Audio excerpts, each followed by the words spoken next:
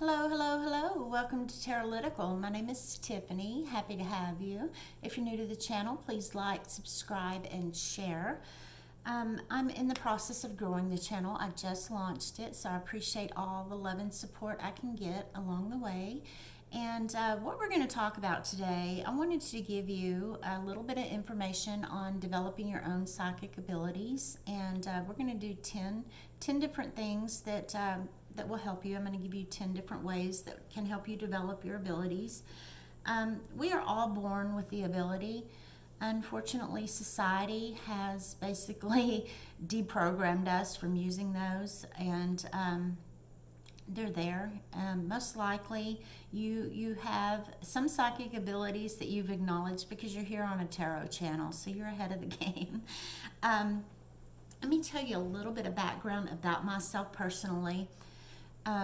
At the age of 5, my parents noticed that I was an empathic, okay? I had the ability to read people's emotions, and I had no earthly idea what that meant at that age. I was a child, but I read people's emotions.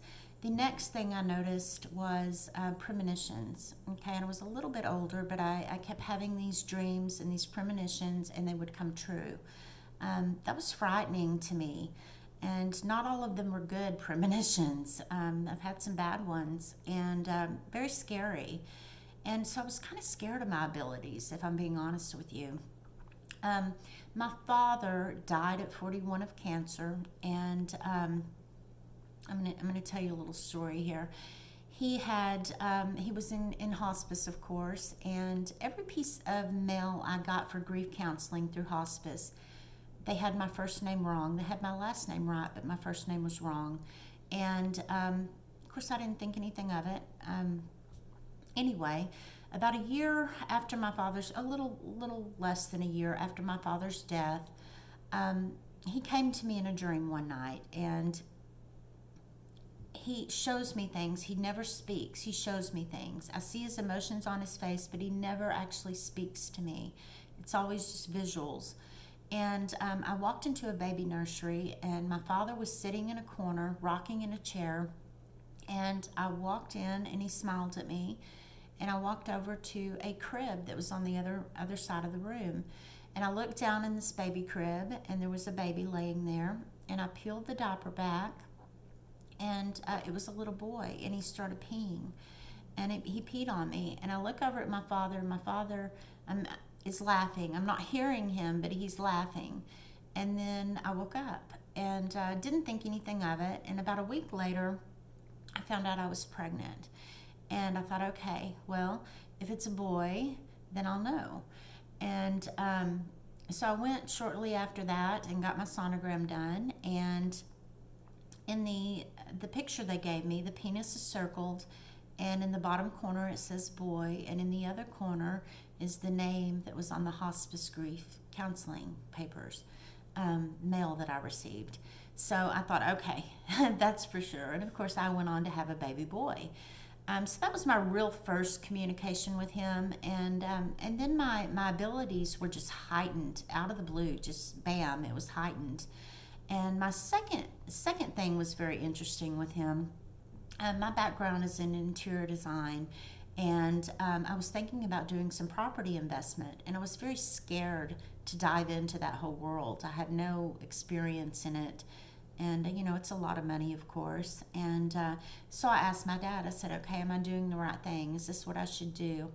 And about 7 days later, and there's usually a week within communication before he gives me the signs. About 7 days later, I'm walking through a property. I'm following him through a property. This is a dream. I'm following him through the property. He's pointing out all these things that are wrong with the property. And we get to the back of the house, and he turns around and he faces me. And he's literally got a fan of money in his hand, and he's waving this fan of money to me. And so, needless to say, I went on to invest, and it was lucrative. One more example. The third thing that happened is I'm recently divorced, and I've been married. I was married since I was 19. I was very miserable in my marriage, and I was scared. I was scared to leave the situation. There was a little bit of codependency there. And so I asked my father, I said, okay, is this the right thing to do? And here again, 7 days later, he comes to me, and we're standing at a bus stop, and he does this, and I follow his hand motion, and it's all my luggage all around me. And so anyway, that's just a little bit of background. And since then, I've gone on to develop my abilities. I work on it. Not daily. It's something I do acknowledge and have gradually developed my keen senses. The first thing that I can tell you is meditation. Okay, meditate. Meditate clears your energies. Meditate. It's beautiful to do it in the morning to start your day fresh. Concentrate on the good and clearing your energies, and meditation is key one.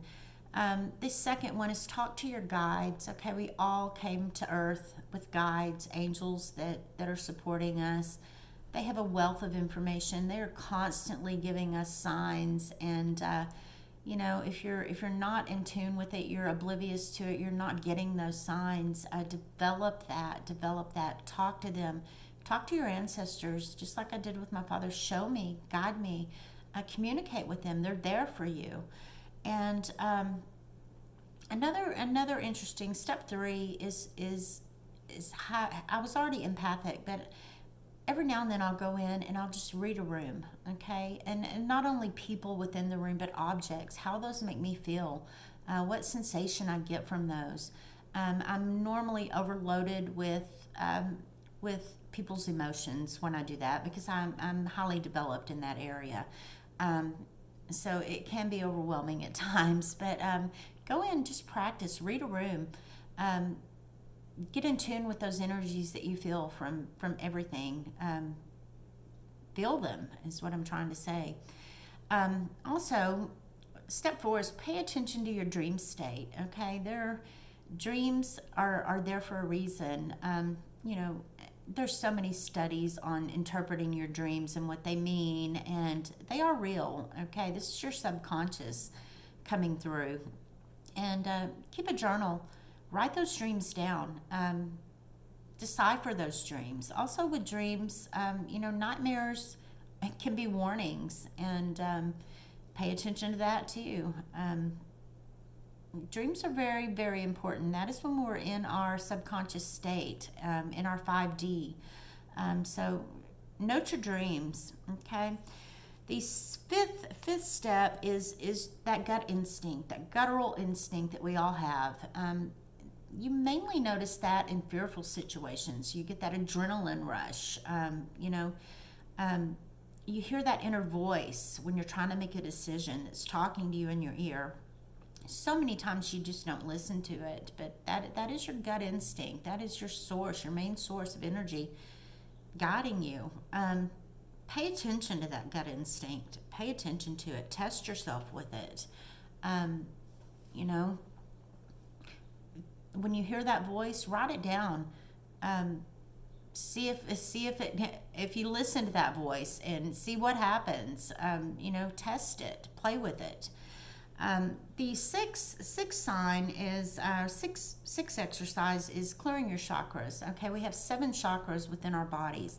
Those are our main spots of energy within ourselves that connect us to source. And if those are blocked, you're not going to have the ability to tune in clearly. So I could make a whole video on chakras, and I will do that, but there's so much information on clearing your chakras and information about what each chakra signifies within your body. But that is your main source of energy within your body, is what a chakra is. Another very interesting subject that I've been working on is astral projection, and there's a lot of information on astral projection too. Many gurus have perfected the form of astral projection. That is basically out-of-body experiences where you travel, you leave your body, you go travel to a place, and then come home. I know that sounds weird to some people, but with astral projection, imagine yourself at a place. Look at the environment around you, note things, journal it, and then go to that place and see if you were on with what you visually saw. Astral projection is amazing, and it is real, and some very advanced souls are able to leave their body at any given time and move from place to place. So check that out. I've been working. I find that fascinating myself, and I've been doing a little bit of work on that. So check that out. Step 8 is use tools. Okay, tarot is my tool. This is what I use. I've also used pendulum. That is another great tool, or dowsing rods. There's all kinds of tools out there that will help you develop your abilities. And do not use a Ouija board. Okay, Ouija boards are from the negative side. Do not use them. Those open doors that do not need to be opened. And a lot of people have learned that lesson the hard way. There is evil out there in this world, and stay away from it. Also, psychometry reading. That is a very interesting reading. That's a very interesting tool to develop. And I made a few notes here that I'm going to share with you. This is the psychometry readings are the form of basically touching someone's personal object and feeling that energy off of that object. And it's a very easy exercise to do, because you can go in, hold that person's object, feel what you get from it, and then ask that person, okay, where did this come from? What, it's easy to test yourself with. So practice that. Hold an object, read it, see what you get off of it, and then ask the person and test yourself, see if you're right. It's a very easy exercise, and bottom line, it helps you get in tune with your higher self and your abilities, and it's a very easy one to practice. The 10th thing I want to talk to you about is the law of attraction. Okay, the law of attraction is real. And if you've ever noticed, when you're in a negative state of mind and you think negatively, negative things just keep coming at you over and over and over. It's all negative. When you get in a positive state of mind, it's all positive. You've got to learn to stay within that positive frame of mind, and that is the hardest lesson I've had to achieve, or tried to achieve. We're human. We have bad days.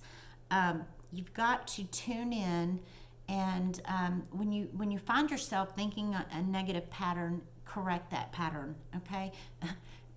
This sounds very crazy, but I actually at one point had a rubber band on my hand, and I would snap that rubber band every time I would have a negative thought, and it kind of trained me to think positively. I'm not gonna lie, I still have my moments, don't get me wrong.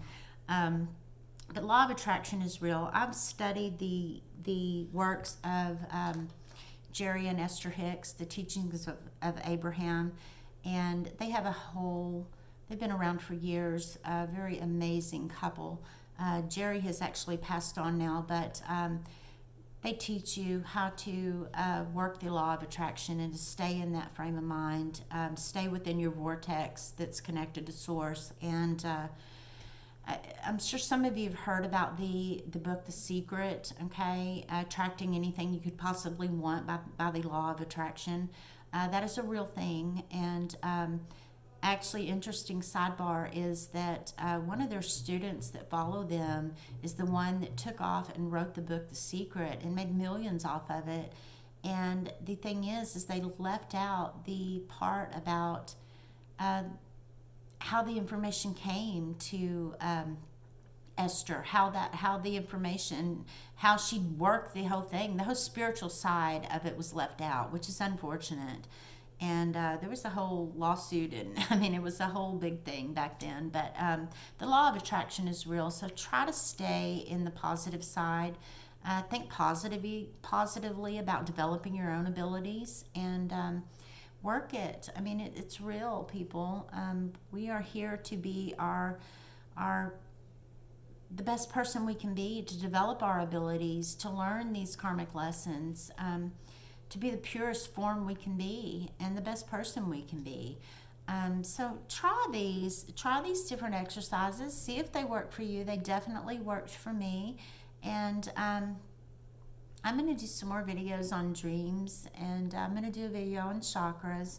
We're just going to kind of dive into all of these realms, and do a little bit of teaching on it. There's a lot to be learned, and I'm still learning every day. So I just wanted to share a little bit with you, and give you a little bit of insight to my background. And I appreciate spending time with you as always. If this resonated or you like this video, please subscribe and hit that notification bell. And I look forward to seeing you again. Have enjoyed my time. God bless. Love and light. Mwah.